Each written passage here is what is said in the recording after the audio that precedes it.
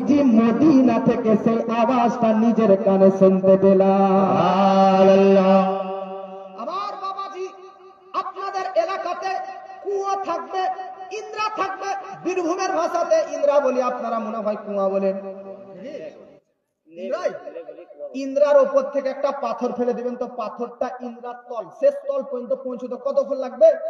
1 minute, half minute, 50 second, 40 second. তো যতদূর সম্ভব আমি মানলাম, গোটা পৃথিবী জুড়ে এমন একটা খাল, এমন একটা বিল দেখান, যে বিলের সর্বশেষ জায়গাতে একটা ওপর থেকে পাথর পড়তে 1 ঘন্টা লাগবে। পাথর গতিবেগে নিচের দিকে নামবে, তো 1 মিনিটে তো কয়েক কিলোমিটার নিচে চলে যাচ্ছে। 1 ঘন্টা ধরে যদি পাথর পড়তেই থাকে, তাহলে ভাবুন কত নিচু, কত খাল, কত বিল ইন্দ্রা বা কত খাল বিল হতে পারে, কত কিলোমিটার। ভাবুন ব্রাদার, 1 ঘন্টাতে একটা পাথর যদি নিচে যায়, কত খাল হবে আপনি ধারণা করতে পারবেন না। 2 ঘন্টা অন্তর যদি একটা পাথর নিচের দিকে পড়ে, তাহলে আপনি আরোই গণনা কাউন্টিং করতে পারবেন না যে কত কিলোমিটার নিচ রয়েছে। আজকে 3 ঘন্টা যদি একটা পাথরের নিচের স্থান পৌঁছতে লাগে, তাহলে আপনি আরোই চিন্তা করুন কতটা ওই কুয়ো, কতটা ওটা খাল হতে পারে, কতটা ওই জায়গাটা বিল হতে পারে। জগৎবাসী 5 ঘন্টা যদি একটা পাথর মাটির নিচে পৌঁছতে লাগে, তাহলে ভাবুন কতটা গর্ত রয়েছে। 6 ঘন্টা যদি একটা পাথর নিচে পৌঁছতে টাইম লাগে, তাহলে ভাবুন ওই গর্ত কতটা বড় গর্ত, কতটা নিচু গর্ত, কতটা খাল গর্ত, কতটা বিল গর্ত। 24 ঘন্টাতে একটা দিন হয়, সারা দিনে যদি বিরাদের একটা পাথর পড়তে লাগে, তাহলে ভাবুন এটা কতটা গর্ত, কত কিলোমিটার হবে, কত কিলোমিটার হবে। আপনার মাইন্ডের বাইরে, আপনার গণনার বাইরে, আপনার কাউন্টিং এর বাইরে হয়ে যাবে। জগৎবাসী একদিনে 24 ঘন্টা যদি একটা পাথর একটা গর্তের শেষ কিনারা পর্যন্ত পৌঁছতে টাইম লাগে, তো সে কতটা খাল আপনি বুঝতে পারবেন না, গুনতে পারবেন না, যোগ করতে পারবেন না, কাউন্টিং করতে পারবেন না। তো একদিনের পাথর পড়ার গর্ত যদি আপনি হিসাব না করতে পারেন, তো 40 বছর ধরে একটা পাথর নিচে গিয়েছে, ও খাল, ও বিল, ও নিচ, ও গর্ত কতটা আপনি কিভাবে হিসাব করতে পারবেন? তো ভাবুন জাহান্নাম কতটা গর্ত, জাহান্নাম কতটা কতটা বড় খাল, জাহান্নামের কত বড় বিল, জাহান্নামের কতটা বড় গর্ত থাকবে, যে গর্তের শেষ কিনারা পর্যন্ত একটা পাথর পড়তে 40 বছর টাইম লেগে গেছে। আপনি ভাবুন 40 বছর পর্যন্ত যদি একটা পাথর গর্তের নিচে যায়, তাহলে জাহান্নামের কতটা গর্ত হবে, কতটা খাল হবে, কতটা বড় বিল হবে। কতটা নিচ থেকে যদি মদিনাতে বসে বসে নবীজি নিজের কান দ্বারাতে ওই পাথর পড়া শব্দ শুনতে পায়, তো 40 বছর গর্তের নিচ থেকে যদি পাথর পড়া নবী জমিনের উপর থেকে মদিনা থেকে শুনতে পায়, তো কসম খোদার দক্ষিণ দিনাজপুরে চেশলামর থেকে আশিকের রসুলে মদিনা থেকে নবী অবস্থায় শুনতে পেয়ে যায়। হাত বলে ফেললে যেমন উঠে হাত, নারে তাকবীর, নারে সালাত, নারে হায়দারি, ইসলাম ওই আল্লাহ का दामान और शाउलारिया का दामान, गाजा का दामान, अला बंदे का दामान। বাবাজি এটা একটা হাদিস শুনলেন, আবার একটা কোরআনের আয়াত শুনেন। মহব্বতে বলুন সুবহানাল্লাহ, আর মহব্বতে বলুন সুবহানাল্লাহ, সুবহানাল্লাহ। বাবাজি কোরআনের মধ্যে একটা ঘটনা লিপিবদ্ধ রয়েছে। হযরতে সুলাইমান আলাইহিস সালামকে কেন্দ্র করে, সুলাইমান নবী এমন একজন পয়গম্বর, এমন একজন নবী, যে সুলাইমান নবীকে আল্লাহ গোটা পৃথিবীর উপর রাজত্ব দান করেছিলেন। সুবহানাল্লাহ। নরেন্দ্র মোদী কোথাকার প্রধানমন্ত্রী? বাংলাদেশের না পাকিস্তান না ভারতের? বলেন তো, জুড়ে বলেন। ভারতের প্রধানমন্ত্রী নরেন্দ্র মোদী।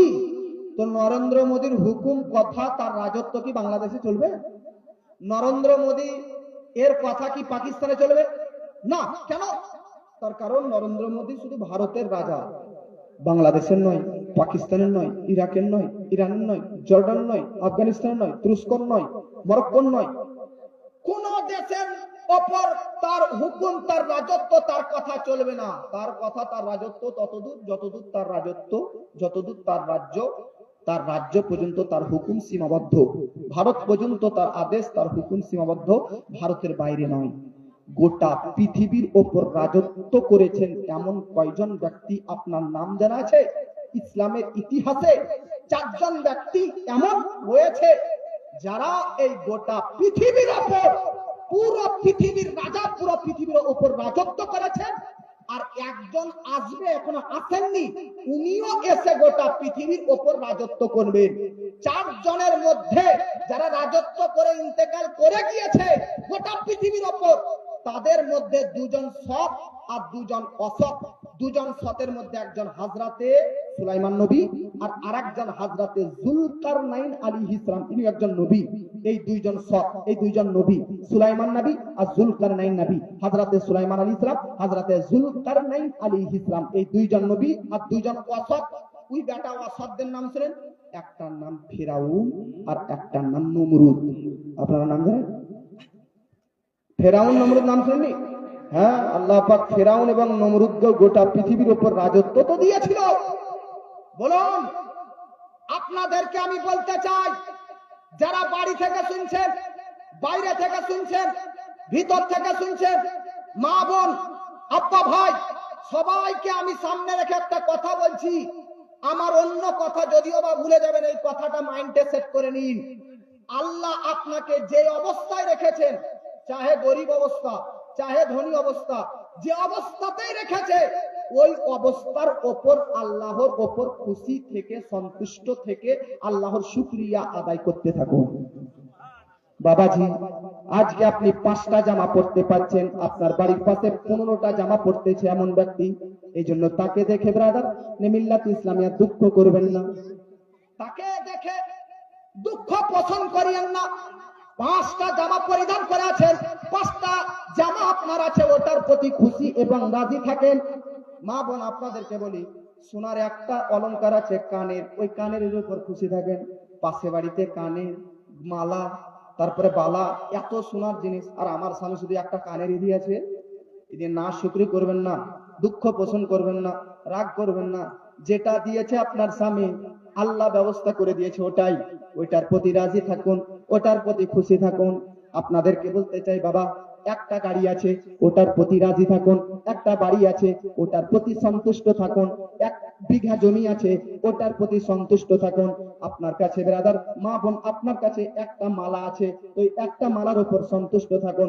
একটা কানের আছে, ওই এক জোড়া কানের প্রতি আপনি সন্তুষ্ট থাকুন। আপনার কাছে শুধুমাত্র একটা বালা আছে, 1 জোড় বালা, ওটার প্রতি সন্তুষ্ট থাকুন। অনেক মা এমন রয়েছে যাদের সোনার তো কোনো জিনিসই নেই, তাদের কাছে চাঁদির আছে, তো ওই চাঁদির জিনিসই থেকে আপনি খুশি থাকুন। অনেকের কাছে চাঁদিরও জিনিস নেই, তারা আবার ব্রাদার সিটি গোল্ডের পরে, লোহা পিতল তামার পরে। আমি আপনাদেরকে বলতে চাই, যার কাছে যেই সম্পদ আছে, যে অর্থ আছে, যে ব্যাংক ব্যালেন্স আছে, ওটার প্রতি রাজি থাকতে থাকুন, রাজি থাকতে শিখুন, ওটার প্রতি খুশি থাকুন। আল্লাহকে কোনো প্রশ্ন করবেন না, আল্লাহকে কোনো শিকায়ত করিয়েন না, আল্লাহকে কোনো কোশ্চেন করিয়েন না যে আল্লাহ আমার এটা কেন আছে, ওটা কেন নেই, আমার ওটা আছে, এটা কেন নেই। এই ব্যাপারে আল্লাহর কোনো ব্রাদার প্রশ্ন করিয়েন না, শিকায়ত করিয়েন না। যেই হালে আপনাকে রেখেছেন, যে অবস্থাতে আপনি আছেন, ওই অবস্থার প্রতি খুশি থাকুন। কেন? তার কারণ আল্লাহ কোরআনের মধ্যে বলেছে, লা ইন শাকারতুম লা আযীদান্নাকুম, যে অবস্থাতে, যে জিনিসটাতে পেয়ে তুমি আমি আল্লাহর প্রতি খুশি হয়ে আমি আল্লাহর শুকরিয়া আদায় করবে, একদিন দেখবে তোমার শুকরিয়া আদায় করার বদলাতে তুমি ওই জিনিসটার উপর, আমার উপর খুশি থাকার কারণে আমি আল্লাহ ওই জিনিসটাকে বরকত দিয়ে দ্বিগুণ বাড়িয়ে দেব। আজ মা বোন, 1 জোড়া বালা আছে সোনার, ওটার প্রতি শুকরিয়া আদায় করুন আল্লাহ, ওটার প্রতি খুশি থাকুন, ওটার প্রতি স্বামীকে ধন্যবাদ জানান। আল্লাহ কুরআনে বলতেছে, লা ইন শাকারতুম লা আযীদান্নাকুম। আজ 1 জোড়া আছে, ওটার প্রতি যদি রাজি থাকেন, কালকে, আগামীকাল, না হলে 1 বছর পর আল্লাহ ওই 1 জোড়া থেকে 2 জোড়া করে দেবে। আজকে ব্রাদার 2 জোড়া আছে, শুকরিয়া আদায় করুন, 3 জোড়া হয়ে যাবে। 1 বিঘা জমি আছে, ওটার প্রতি রাজি থাকুন, আল্লাহ 2 বিঘা করে দিবে। 2 বিঘা আছে, রাজি থাকুন, আল্লাহর শুকরিয়া আদায় করুন, 10 বিঘা করে দিবে। একটা গাড়ি আছে, ওটার প্রতি শুকরিয়া আদায় করুন, আল্লাহ পাক আপনাকে 10টা গাড়ির মালিক করে দিবে। বাবাজি, যে জিনিসটার উপর আপনি আছেন ব্রাদার, ওটার প্রতি খুশি থাকতে থাকুন ব্রাদার। আল্লাহকে নিয়ে কোনো প্রশ্ন করবেন না, আল্লাহ দরবারে কোনো শিকায়ত করবেন না। আর একটা কথা আপনারা মাইন্ডে সেট করে নিন বাবাজি, বেশি ধন সম্পদ থাকাটাও খারাপ, বেশি অর্থ থাকাটাও খারাপ। কেন? যাদের দেখবেন ধন সম্পদ বেশি, যাদের কাছে টাকা বেশি, যাদের কাছে ব্যাংক ব্যালেন্স বেশি, তারা আল্লাহ থেকে বেশি দূরে, তারা আল্লাহর ইবাদত থেকে বেশি দূরে, মসজিদ থেকে তারা দূরে, মাদ্রাসা থেকে তারা দূরে, মক্তব থেকে দূরে। কেন? তার কারণ লক্ষ লক্ষ টাকার হিসাব করতে করতেই তো তার কাছে টাইম নেই। কোন টাইমে সে আল্লাহর ইবাদত করবে, কোন সময় বিরাদার সে বিরাদার ইবাদত করবে। এই জন্য যাদের কাছে কোটি কোটি টাকা, তাদের কাছে আল্লাহ এবং রাসূল নেই। যারা গরিব ব্যক্তি, যাদের কাছে টাকা নেই, তাদের কাছে ইবাদত করার সময় তাদের কাছে আমার আল্লাহ রয়েছে। সুবহানাল্লাহ। এমনটা জরুরি নয়, আমি এমনটা কথা বলছি না যে সব ধনীরাই আল্লাহ থেকে দূরে, তা নয়। কিছু ধনী আছে তারা আল্লাহওয়ালা, কিন্তু বেশিরভাগ এই দুনিয়াতে দেখতেন আপনি যারা ধনী ব্যক্তি তারা ঈদ নামাজ পড়ার টাইম পাবে, ইবাদত করার সময় পাবে। আপনি যে অবস্থাতে আছে ওই অবস্থাতে আল্লাহকে পেয়েছেন, রাসূলকে পেয়েছেন, জালসা শোনার টাইম পাচ্ছেন। আর যদি কোটিপতি হতেন তো জালসা শুনতে আসতে পারতেন বা জলসা শোনার টাইম বার হতো না। এই স্বভাব থেকে আপনি বঞ্চিত হয়ে যাচ্ছেন। দুনিয়াকে কেন গুরুত্ব দিচ্ছেন বাবা? পৃথিবীকে এত প্রাধান্য কেন দিচ্ছেন? দুনিয়াদার যারা হয়ে যাবে, মনে রাখবেন তাদের ভিতর থেকে আল্লাহর ভয় হারিয়ে যাবে। দুনিয়াদার হইয়েন না, দিনদার হন, তো আপনার ভিতরে আল্লাহর ভয় থাকবে। এ দুনিয়া কতক্ষণের? 60 বছরে মারা যাবেন, কবরে গিয়ে জিজ্ঞাসা করবে আল্লাহ। 60 বছরে আপনি মারা যাবেন, 70 বছর বয়সে মারা যাবেন, 50 বছর বয়সে মারা যাবেন, কবরে গিয়ে আল্লাহ প্রশ্ন করবে দুনিয়াতে কতদিন থাকলি আর এখন কতদিন থাকবি? তো ওই ব্যক্তি বলবে হাজার হাজার বছর ধরে, হয়তোবা জান্নাতে না হয়তোবা জাহান্নামে, হাজার হাজার এবার চিরস্থায়ীর জন্য থেকে যাবে। তো দুনিয়াতে কতক্ষণ থাকলি? তো আপনি জানেন আপনি 50 বছরে মারা যাবেন, তবুও কবরে গিয়ে আপনাকে এটা লাগবে যে আমি দুনিয়াতে লাবিসনা ইয়াওমান আও বা'দা ইয়াওমিন, একটা দিন নতুবা হাফ দিন থেকে আসলাম। জোরে বলে সুবহানাল্লাহ। দুনিয়ার 50 বছর আপনি জীবন যাপন করলেন, কবরে গিয়ে এই 50 বছরের বয়সটা আপনাকে হাফ দিন মনে হবে, একদিন মনে হবে। আল্লাহ বলবে একদিন থাকলি দুনিয়াতে, একদিন দুনিয়ার 50 বছর থাকলেন, কিন্তু ওখানে একদিনের মতন এই দুনিয়াটা লাগবে। আপনি একবার ভাবুন বিরাদার, কবরে গিয়ে যখন আল্লাহ আপনাকে বলবে একদিনের জন্য যখন পৃথিবীতে গিয়েছিলি, তাহলে একদিনের জন্য গিয়েছিলি যখন, তাহলে দুনিয়া নিয়ে কেন ব্যস্ত ছিলি? সকালে গিয়েছি, সন্ধ্যাতে যখন আমার কাছে কবরে ফিরে আসবি, তোকে তো আমল জোগাড় করার কাজ ছিল, ইবাদত করার কথা ছিল, তোর কবর হাসর পুলসিরাত মিজানকে সুন্দর করার প্রয়োজন ছিল। তুই তো কবর হাসর মিজান পুলসিরাত সব তো ভুলেই গিয়েছিলি রে। তুই তো দুনিয়া, ওই একদিনের দুনিয়াকে প্রাধান্য গুরুত্ব দিয়েছিলি। এই জন্য বাবা ওখানে গিয়ে পস্তাবেন, ওখানে গিয়ে আল্লাহর সামনে তখন মাথা নত করে হাজারবার তওবা করবেন। কিন্তু মৌতের সময়, মৃত্যুর সময়, কবরে যাওয়ার পর কারো তওবা কবুল হবে? যদি বলেন কারো ঈমান আনা কবুল হবে? আমার বাবাজি, ফেরাউনের কথা আপনাকে বললাম না, 4 জন ব্যক্তিকে পুরো পৃথিবীর রাজত্ব আল্লাহ দিয়েছে, তার মধ্যে 2 জন সৎ আর 2 জন অসৎ। এই অসতের মধ্যে একজন ফেরাউন, একজন নমরুদ। 11 নম্বর সূরা, 11 নম্বর পারা, 11 নম্বর পারা, সূরার নাম সূরা ইউনূস। আয়াতটা শুনেন, আল্লাহ পাক বলতেছে ওয়াজাওয়াজনা বিবানি ইসরাঈলাল বাহরা ফাআতবাহুম ফিরআউন ওয়া জুনুদুহু বাগিয়া ওয়া আদওয়ান হাত্তা ইযা আদরাকাহুল গরক ক্বালা আমানতু আন্নাহু লা ইলাহা ইল্লাল্লাযী আমানাত বিহি বানু ইসরাঈল। জোরে বলে সুবহানাল্লাহ। ফেরাউন মরার টাইমে 3 বার আল্লাহর উপর ঈমান এনেছিল। কবার? 3 বার। জোরে বলুন কবার? 3 বার। কুরআনে এটা লেখা আছে, যে সে কিতাবে নয়, ফেরাউন 3 বার ঈমান এনেছে। ফেরাউনের মৃত্যু কিভাবে হয়েছে জানেন? সমুদ্রের মধ্যে ডুবিয়ে আল্লাহ তাকে মেরেছে। সমুদ্রের মাঝখানে মিডিলে তাকে ডুবন্ত অবস্থায় মারা গেছে, ডুবিয়ে আল্লাহ তাকে মেরেছে। তো ফেরাউন যখন ডুবছে বুঝলেন, তখন বলছে আমানতু আন্নাহু লা ইলাহা ইল্লাল্লাযী, আল্লাহ ঈমান আনলাম তুমি ছাড়া আর কেউ খোদা নাই। কি বলছে? আমরা তো বলি আল্লাহ ছাড়া আর কেউ কোনো উপাসক নেই, আল্লাহর ইবাদতের যোগ্য আর কেউ নেই, আল্লাহ ছাড়া কেউ দ্বিতীয় মাবুদ আছে, দ্বিতীয় উপাসক আছে? নেই, আমরা এটা বলি। ফেরাউন বলতেছে আমানতু, আমি ঈমান আনলাম। আপনারা ঈমানে মুফাসসাল পড়েন না, আমানতু বিল্লাহি ওয়া মালাইকাতিহি ওয়া কুতুবিহি? তো ফেরাউন বলতেছে আমানতু, আল্লাহ আমি ঈমান আনলাম তুমি ছাড়া কেউ খোদা নেই। এটা কোরআনের আয়াত। আর হাদিস, এই আয়াতের তাফসীরের মধ্যে লিপিবদ্ধ রয়েছে জিবরিল ফারিস্তাদের যে হেড শিক্ষক হযরতে জিবরাইল আলাইহিস সালাম 1 বস্তা মাটি নিল, 1 বস্তা নোংরা আবর্জনার মাটি নিয়ে জিবরিল নিয়ে ওই ফেরাউনের সামনে হাজির। যেমনই ফেরাউন বলেছে আমি ঈমান আনলাম আল্লাহ তোমার উপর তুমি ছাড়া আর কেউ খোদা নেই, তেমনই জিবরিল এই নোংরার বস্তাটা নিয়ে ফেরাউনের মুখে মেরে দিয়েছে। আচ্ছা বলেন তো ভাই, আপনি যদি পানিতে ডুবেন সাঁতার কাটতে না জানেন, আর ওই অবস্থায় আপনার মাথার উপর আলুর বস্তা চাপিয়ে দেওয়া হয়, ধানার বস্তা চাপিয়ে দেওয়া হয়, তারা ডুববেন না আরো সাঁতার কাটবেন? কেন তার মুখে জিবরিল ফেরেশতা নোংরার বস্তা ছুঁড়ে বলল? তার কারণ ওই ফেরাউন কম বেশি 400 বছর পৃথিবীতে বেঁচে ছিল, সারা জীবন নিজেকে খোদা বলে দাবি করে এসেছে, আর আজ মরার টাইমে আল্লাহ তুমি ছাড়া আর কেউ খোদা নাই। এই জন্য দেখবেন মা বোনদের মধ্যে যখন ঝগড়া হয়, তোর মা বোনরা একটা ভাষা বলে, তোর মুখে ঝাঁটা মারি বলে, কি বলে না? তো ঝাঁটা মারি কথাটা কেমন বলে? যে মুখে যে কথা নয় সেই মুখে যে কথা বলে তখন ওই কথা বলা হয়। ফেরাউন সারা জিন্দেগি আল্লাহ যখন তাকে রাজত্ব দিয়েছিল, যখন তাকে ছাড় দিয়েছিল, ওই সময়ে সে আল্লাহকে ভয় করেনি, আল্লাহকে একবারে স্বীকার করেনি। আজ মৃত্যুর সময়, মৃত্যুর শাস্তি থেকে, মৃত্যুর আযাব থেকে বাঁচার জন্য, মৃত্যুর ভয়াবহ শাস্তিকে দেখে বাঁচার জন্য ঈমান আনতেছি, এই জন্য ওর মুখে জিবরিল ফেরেশতা এক বস্তা নোংরা আবর্জনার বস্তা ফেললো। কিন্তু এই কথা ফেরাউন জানে না। ওর মাথায় যখন নোংরার বস্তা পড়েছে, ও ডুবছে, তো ফেরাউন মনে করছে বোধহয় আল্লাহ বোধহয় আমার ঈমান আনা শুনতে পাইনি, আর একবার ঈমান আনি। বাবাজি, ফেরাউন একবার ঈমান আনলো, গ্রহণ হলো না। গ্রহণ হলো না, তাও হলো না, তার মাথার উপর নোংরা আবর্জনার বস্তা পড়লো।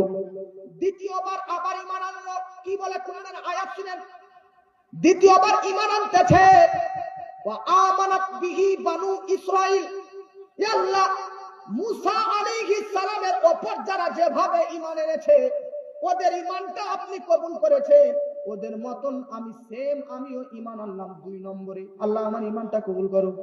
যেমনই বলা তেমনই জিবরিল ফেরেশতা আর এক বস্তা নোংরার মাটি নিয়ে ওর মুখে আরেকবার ফেলেছে। अब एक बस्ता ফেললে তো ডুববো ডুববো, 2 বস্তা ফেললে তো আরো ডুববেন। বাবাজি, 2 বস্তা তার উপর নোংরার বস্তা। এবার বেরাদার নে মিল্লাত ইসলামিয়া যেমন ফেরাউন ডুবতে লেগেছে, মৃত্যুর কাছাকাছি, নিঃশ্বাস আর পায় না, শ্বাস পায় না, কতক্ষণ পানির মধ্যে ডুবে থাকবে। 3 নম্বরে তৃতীয়বার ঈমান আনতেছে। কোরআনের মধ্যে নিবিবদ্ধ 11 নম্বর পারাতে কি বলতেছে? ওয়া আনা মিনাল মুসলিমিন, আল্লাহ আমি মুসলমান হয়ে গেলাম, আমাকে বাঁচাও।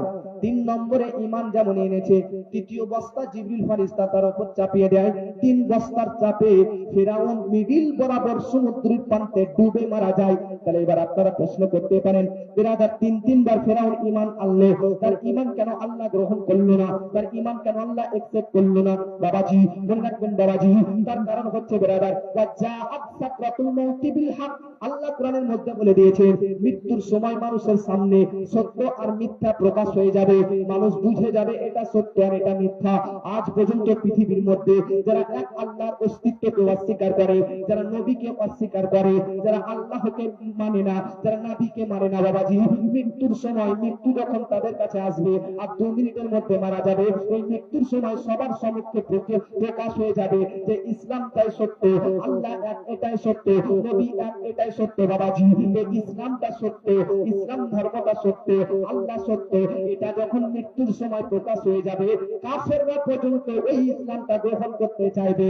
আল্লাহ পাক কুরআনের মধ্যে আগে থেকে জানিয়ে দিয়েছে, ওয়াজাআত সাকরাতুল মাউতি বিল হক, যা ঈমান আনার, যা ইসলাম গ্রহণ করার, যা আমাকে মানার, যা আমার মুস্তাফাকে মানার, এই দুনিয়াতে স্বাধীন আছো, এখনই মেনে নাও, মৃত্যুর সময় গ্রহণ হবে না। আল্লাহ কুরআনে এটা আগেই ঘোষণা দিয়েছে। কিন্তু বাবাজি যারা স্বাধীন দুনিয়াতে বাস করার সময় ঈমান ও ইসলাম গ্রহণ করেনি, আজ মৃত্যুর সময় যখন তোমরা ইসলামটা সত্য বুঝবে, তোমরা সত্য বুঝার পর যখন ওই সত্যটাকে গ্রহণ করতে চাইবে, সত্যটা গ্রহণ করা তোমাদের গ্রহণযোগ্য হবে না।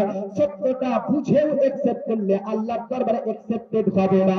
তার জন্য ফেরাউনের 3 বার ঈমান আনা আল্লাহর দরবারে কবুল হয়নি।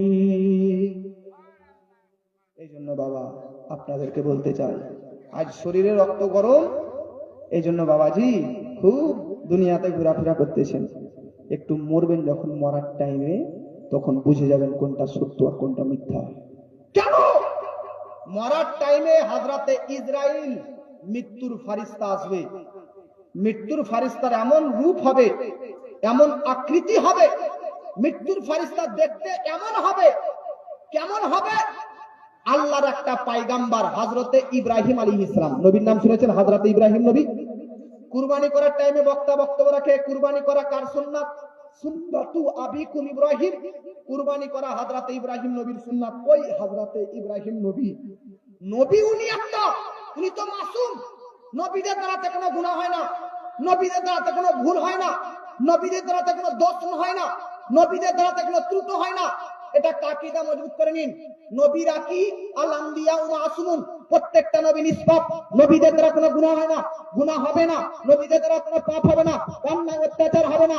নবীরা পাপ মুক্ত, আজকে গুনাহ মুক্ত, ত্রুটি মুক্ত, ভুল মুক্ত, দোষ মুক্ত, খুঁত মুক্ত, নিষ্পাপ নবীগণ, নবীদের দ্বারা কোনো পাপ নাই। তাই হযরতে ইব্রাহিম নবী মৃত্যুর সময় হয়ে গেছে, ইব্রাহিম নবী উনিও নবী। ভাই আপনি উনি নবী হয়ে উনাকে ইন্তেকাল করতে হয়েছে, তো আপনি আমি তো কি নবীদেরকে ইন্তেকাল করতে হয়েছে। বাবাজি হযরতে ইব্রাহিম নবী যখন ইন্তেকালের সময় ঘনিয়ে এসেছে, তো ইব্রাহিম নবী হযরতে ইসরাইল ফারিস্তাকে বলতেছে, ইসরাইল ফারিস্তা তোমার আসল রূপটা একবার আমাকে দেখাও। তার কারণ হযরতে ইসরাইল যখন মুমিনদের কাছে যায়, যখন মুসলমানদের কাছে যায়, যখন আল্লাহওয়ালা ব্যক্তির জান কবজ করতে যায়, তার রূহটা কবজ করতে যায়, তখন বেরাদার তার আকৃতি, তার রং, তার আজকে বেরাদার দেহর, আজকে বেরাদার আকৃতি এমন সুন্দর হয়ে যায়, এমন সুন্দর হয়ে যায় যে বেরাদার মুমিন ব্যক্তি মরার টাইমে বুঝতেই পারে না যে তার রূহটা কিভাবে কবজ হয়ে গেল। যেমন বেরাদার নে মিল্লাত ইসলামিয়া মায়েরা বাচ্চা কোলে নেয়, কোলে নেওয়ার পর হালকা করে চাপ দেয়, অথবা একটা পিঁপড়াতে কামড়ালে যেমন কেবল হালকা একটু কষ্ট হয়, হালকা একটু ব্যথা অনুভব হয়, পিঁপড়ার কাটাতে যতটা ব্যথা হয় মুমিন ব্যক্তির রূহ কবজ হবে তেমনই সে আঘাত কষ্ট অনুভব করবে। কিন্তু কাফির ব্যক্তি, মুশরিক ব্যক্তি, মুনাফিক ব্যক্তি, পাপী ও তাপী ব্যক্তি যখন জানটা রূহটা ইসরাইল ফারিস্তা বার করবে, তো আল্লাহু আকবার কেমন ভাবে বার করবে, কতটা কষ্ট হবে আপনি জানেন। বাবা বেরাদার একটা গরম শিখকে, একটা লাল গরগিরিয়া লাল করে দেওয়া হয়, একটা গরম একটা শিখকে যদি আগুনে পুড়িয়ে লাল করে দেওয়া হয়, একটা লোহাকে যদি আগুনে পুড়িয়ে লাল করে দেওয়া হয়, সেই লোহাটা সেই শিখটা যদি আপনার পেটে ভরে দেওয়া হয়, তো বলুন গরম শিখকে পেটের ভিতরে কিছুক্ষণ রাখার পর যদি বার করা হয় কতটা আঘাত পাবেন, কতটা কষ্ট পাবেন, কতটা যন্ত্রণা ব্যথা অনুভব করতে পারবেন। গরম শিখ যখন পেটের ভিতরে ভরে বার করা হবে, আতুড়ি ভুতুড়ি পর্যন্ত ওই গরম শিখের সঙ্গে লেগে বের হয়ে চলে আসবে। জগৎবাসী একটা গরগিরিয়া আগুনের তাপে তাপিত গরম শিখকে পেটে ভরে রাখার পর বার করলে যতটা কষ্ট হয়, তেমন একটা পাপী ব্যক্তির শরীর থেকে রূহটা বার করার সময় ততটা কষ্ট অনুভব করবে। জগৎবাসী একটা ভিজা কাপড়, সুতির একটা ভিজা কাপড়কে কাঁটার উপর যদি রেখে দেন, তারপর সেটা শুকিয়ে দেন, তো ভিজা কাপড়টা কাঁটার উপর রাখলে শুকিয়ে যাবে, তারপর ওটা টানবেন, দেখবেন ওই সুতির কাপড়টা কাঁটার উপর এমন ভাবে বসে যাবে যে কাপড়টা টানা মাত্র কাপড়টা ওই বেরাদার ওই কাঁটার সঙ্গে মিশে গিয়ে ছিটতে ছিটতে পরপর করে আবার আস্তে আস্তে ছিঁড়ে চলে আসবে। জগৎবাসী তো ভিজা সুতির কাপড়কে কাঁটার মধ্যে রেখে তোলার সময় যেমন ছিটতে ছিটতে আসে, তেমন পাপীদের ভিতর থেকে রূহটা যখন বার করা হবে, রূহটা যখন কবজ করা হবে, ততটাই কষ্ট অনুভব করবে একজন পাপী ব্যক্তি। হযরতে ইব্রাহিম নবী উনি তো নিষ্পাপ ছিলেন, উনি তো পাপ মুক্ত ব্যক্তি ছিলেন, তাই উনার কাছে ইসরাইল ফারিস্তা একদম সুন্দর আকৃতিতে এসেছে। তার জন্য হযরতে ইব্রাহিম নবী বলতেছে, এ ইসরাইল তুমি মুমিন ব্যক্তির জান কবজ করো, তোমার চেহারা এতটা সুন্দর হয়ে যায়, তুমি এতটা দেখতে ভালো হয়ে যাও, রহমতের ফারিস্তাকে নিয়ে আসো। আচ্ছা তুমি যখন পাপী ব্যক্তিদের, গুনাহগার ব্যক্তিদের, কাফির ব্যক্তিদের, মুশরিক ব্যক্তিদের, মুনাফিক ব্যক্তিদের জানটা শরীর থেকে বার করবে, তখন তোমার রূপটা কিরকম হয়, তোমার আকৃতিটা কতটা ভয়ঙ্কর হয়, একটু দেখাও তো। তো ইব্রাহিম নবীকে বলতেছে ইসরাইল ফারিস্তা মালাকুল মউত বলতেছে, হযরত ইব্রাহিম নবীকে, কে নবী আপনি দেখতে চাইেন না, আপনি এই ইচ্ছা করিয়েন না, কারণ আমি ভয়ঙ্কর রূপ ধারণ করি, যখন পাপী ব্যক্তিদের শরীর থেকে রূহটা বার করি, ওই রূপ দেখে আপনি থাকতে পারবেন না, আপনি দেখতে চাইেন না। ইব্রাহিম নবী বারবার বলতেছে দেখাও না, একটু দেখাও। তো বারবার ইব্রাহিম নবীর রিকোয়েস্টে মালাকুল মউত, মৃত্যুর ফেরেশতা যেভাবে পাপী ও তাপী ও গুনাহগারদের রূহটা কবজ করে, তখন তার আকৃতি, তার দেহের রং, তার শরীর যেভাবে হয়ে যায়, সেই ভয়ঙ্কর রূপ, সেই ভয়ঙ্কর আকৃতিটা যখন ইব্রাহিম নবীর সামনে আজকে খুলে দিয়েছে, দেখিয়ে দিয়েছে, তো ইব্রাহিম নবী মালাকুল মউতের আসল রূপ দেখা মাত্র আর জ্ঞানে থাকতে পারেনি, আর হুঁশে থাকতে পারেনি, সঙ্গে সঙ্গে হুঁশ হারা, সঙ্গে সঙ্গে জ্ঞান হারা, অজ্ঞান হয়ে বেহুশ হয়ে পড়ে যায়। কিছুক্ষণ পর ইব্রাহিম নবীকে তুলানো হলো, জিজ্ঞাসা করা হলো আপনি বেহুশ অজ্ঞান হয়ে গিয়েছেন কেন? তো ইব্রাহিম নবী একজন আল্লাহর পয়গম্বর হয়ে মালাকুল মউতের আসল রূপ দেখে জ্ঞান হারা হয়ে গিয়েছিল। ইব্রাহিম নবী বলতেছে মানুষকে যদি জাহান্নামের ব্যবস্থা না করা হতো, মানুষের জন্য যদি কবরের আযাব ব্যবস্থা না করা হতো, শুধু ইসরাইল মৃত্যুর ফারিস্তার ভয়ঙ্কর রূপটাই যদি দেখাতে হতো, তাহলে সে ওই রূপটা দেখে তার ভিতরে এতটা কষ্ট হতো যে জাহান্নাম আর কবরের আযাব কিছুই লাগতো না। তো মৃত্যুর ফারিস্তার ভয়ঙ্কর রূপের কাছে জাহান্নাম কিছুই নয়, মৃত্যুর ফারিস্তা মালাকুল মউতের রূপের কাছে কবরের আযাব কিছুই মনে হবে না। যখন মৃত্যুর ফারিস্তাকে দেখবে জগৎবাসী, এই জন্য মৃত্যুর ফারিস্তা এতটা ভয়ঙ্কর হয় যে একজন ব্যক্তির যখন জান বের হতে থাকে তখন তার দৃষ্টি তার আজকে স্ত্রীর দিকে থাকে না, তখন তার দৃষ্টি আর তার ছেলে মেয়ের দিকে থাকে না, তখন তার দৃষ্টি আর তার বাপ মার দিকে থাকে না, তখন তার দৃষ্টি বড় বড় বিল্ডিং এর দিকে থাকে না, তখন তার দৃষ্টি আর জমি জায়গার দিকে থাকে না, তখন তার দৃষ্টি তার রুহের দিকে থাকে যে আমার রুহটা বার করে কোথায় নিয়ে যাচ্ছে। এই জন্য জগৎবাসী আপনাদেরকে বলতে চাই, ও মৃত্যুর সময় কালমা পড়ার চাইতে, ও মৃত্যুর সময় ঈমান আনাচ্ছে, ও মৃত্যুর সময় ইসলাম গ্রহণ করাচ্ছে, এখনই তওবা করুন আর মসজিদে সাজদারত অবস্থায় আল্লাহকে ডাকুন। আল্লাহ আপনার জীবনে সব গুনাহকে মাফ করে দিবে এবং আপনাকে মুমিন বানিয়ে দিবে। আপনার ইন্তেকালের সময় পিঁপড়া কাটার মতো কষ্ট অনুভব করবেন, কবরে পাপ, হাসরে পাপ, মিজানে পাপ, ফিরজিরাতে পাপ, জান্নাত লাভ করে। নারে সালাত, সব ঠান্ডা খাই দেই বাবা, এই জন্য আপনারা বিরক্ত হচ্ছেন নাকি? কাল থেকে আন্ডা খাইও, ঠান্ডা লাগবে। আপনারা বিরক্ত হচ্ছেন? একবার হাত তুলে বলুন ইয়া রাসূলুল্লাহ। ইয়া রাসূলুল্লাহ। সবাই নয়, যাদের শরীরে গায়ে কাপড় আছে তারা নয়, ওরা তো ঢেকে ঢুকে বসিয়ে হাত তুললে তো অসুবিধা হয়ে যাচ্ছে, ঠান্ডা ঢুকে যাবে। এই জন্য যাদের শরীরে কম্বল নেই তারা একবার হাত তুলে বলুন ইয়া রাসূলুল্লাহ। চোখেরই পলকে তুমি হতে পারো লাশ, চিরতরে বন্ধ হবে তোমার নিঃশ্বাস। চোখেরই পলকে তুমি হতে পারো লাশ, চিরতরে বন্ধ হবে তোমার নিঃশ্বাস। হবে এলাম তোমার নাম মসজিদের মাইকে, হবে এলাম তোমার নাম মসজিদের মাইকে। বাড়িওয়ালা নাই রে বাড়ি, নাই রে দুনিয়াতে, বাড়িওয়ালা নাই রে বাড়ি, বাড়িওয়ালা নাই রে বাড়ি, নাই রে দুনিয়াতে, বাড়িওয়ালা নাই রে বাড়িওয়ালা দুনিয়াতে। চাচা আমার খুব স্মার্ট লোক গো, বুঝতে পেরেছেন? খুব ভালো লোক, মাশাআল্লাহ। আরেকবার বলেন, বাড়িওয়ালা নাই রে বাড়ি, নাই রে দুনিয়াতে, বাড়িওয়ালা নাই রে বাড়ি, নাই রে দুনিয়াতে। বাড়ি গাড়ি মিল ফ্যাক্টরি টাকার পাহাড়, বিলাসিতায় কেটে যাবে কত অহংকার। বাড়ি গাড়ি মিল ফ্যাক্টরি টাকার পাহাড়, বিলাসিতায় কেটে যাবে কত অহংকার। দামি কাপড় ছেড়ে হবে, ও দামি কাপড় ছেড়ে হবে সাদা কাফন পরিতে, দামি কাপড় ছেড়ে হবে সাদা কাফন পরিতে। বাড়িওয়ালা নাই রে বাড়ি, নাই রে দুনিয়াতে, বাড়িওয়ালা নাই রে বাড়ি, নাই রে দুনিয়াতে। চোখেরই পলকে তুমি হতে পারো না, চিরতরে বন্ধ হবে তোমার নিঃশ্বাস। হবে এলাম তোমার নাম মসজিদের মালিকে, হবে এলাম তোমার নাম মসজিদের মালিকে। বাড়িওয়ালা নাই রে বাড়ি, নাই রে দুনিয়াতে, বাড়িওয়ালা নাই রে বাড়ি, নাই রে দুনিয়াতে।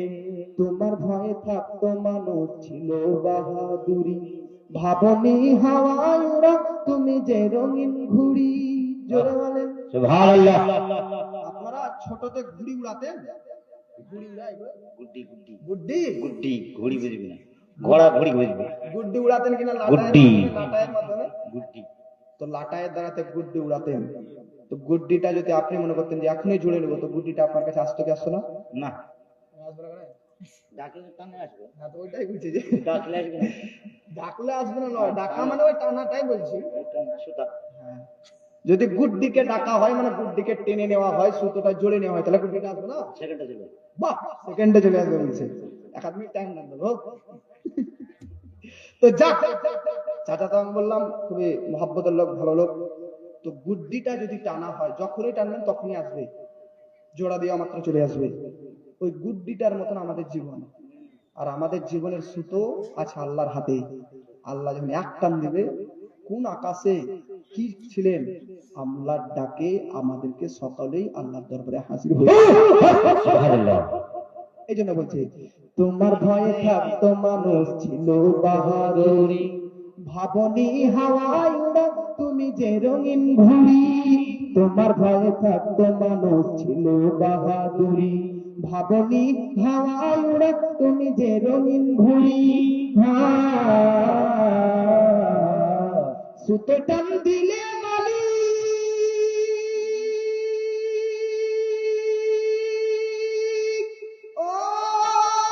সুতোটা দিলে মালিক পারিবে না থাকিতে, সুতোটা দিলে মালিক পারিবে না থাকিতে।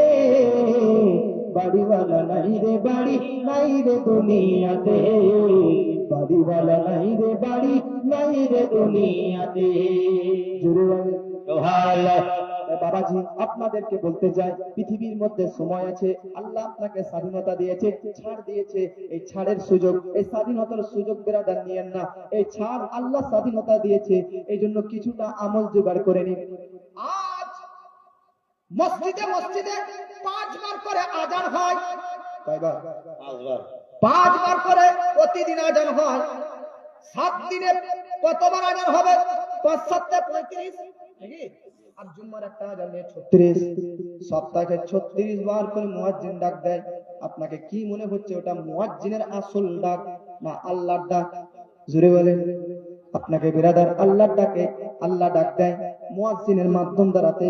প্রতি সপ্তাহে 35 থেকে 36 বার আল্লাহ ডাক দেন। আচ্ছা, সপ্তাহে যদি 35 বার ডাক হয়, আজান হয়, তাহলে বলুন মাসে কত হবে? 4 সপ্তাহে তো একটা মাস হয়, 4 7 কত? 28। 28এও মাস হয়, 28 দিনেও মাস হয়, কোন মাস 29এও হয়, কোন মাস 30এও হয়, কোন মাস 31এও হয়। আমি বাবাজি এরকম একটা গণনা 4 সপ্তাহে কতবার?